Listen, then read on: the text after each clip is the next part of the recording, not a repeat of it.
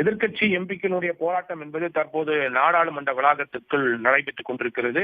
நாடாளுமன்ற வளாகத்திற்கு உள்ளே எதிர்க்கட்சி எம்பிக்கள் பேரணியாக சென்று தங்களது எதிர்ப்பை மத்திய அரசுக்கு தெரிவித்துக் கொண்டிருக்கிறார்கள். இதற்கு முக்கிய காரணம் மகாத்மா காந்தி தேசிய ஊரக வேலை உறுதி திட்டத்திற்கு மாற்றாக வளர்ந்த இந்தியா கிராமப்புற வேலைவாய்ப்பு மற்றும் வாழ்வாதாரத்திற்கான உத்தரவாத திட்டத்தை பிபிஜி ராம்ஜி என்று ஒன்றிய அரசு மாற்றி அதை நாடாளுமன்றத்தில் தாக்கல் செய்து தற்போது நிறைவேற்றும் சூழ்நிலை ஏற்பட்டிருக்கிறது. நேற்றைய தினம் மக்களவை மற்றும் மாநிலங்களவையில் இது தாக்கல் செய்யப்பட்டிருக்கிறது. மக்களவையில் ஏற்கனவே வாதங்கள் முடிவடைந்த நிலையில் இன்றைக்கு மாநிலங்களவையில் வாக்கெடுப்பு நடைபெற இருக்கிறது. இந்த திட்டத்தினுடைய பெயர் மாற்றிய உடனேயே எதிர்க்கட்சிகள் கடுமையான எதிர்ப்புகளை தெரிவித்தார்கள். இந்த திட்டத்தினுடைய பெயரை உடனடியாக மாற்ற வேண்டும் என்று கோரிக்கை வைக்கப்பட்டது. ஆனால் அதை மத்திய அரசு காதில் எடுத்துக் கொள்ளவில்லை.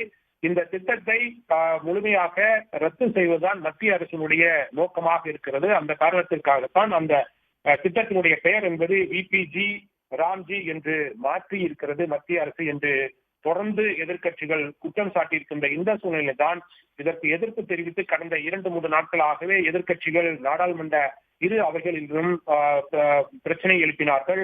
இது குறித்து விவாதம் நடத்தப்பட வேண்டும் என்று தொடர்ந்து வலியுறுத்தியதன் காரணமாகத்தான் விவாதங்கள் என்பது தொடர்ந்து நடைபெற்றது. எதிர்ப்புகளை தெரிவித்தார்கள் எதிர்க்கட்சி எம்பிக்கள். நேற்றைய தினமும் வெளிநடப்பு செய்யப்பட்டது. இன்றைய தினம் நாடாளுமன்ற இரு அவைகளும் தொடங்குவதற்கு சற்று முன்பு தங்களது ஆர்ப்பாட்டத்தை எதிர்ப்பாக தெரிவித்துக் கொண்டிருக்கிறார்கள்.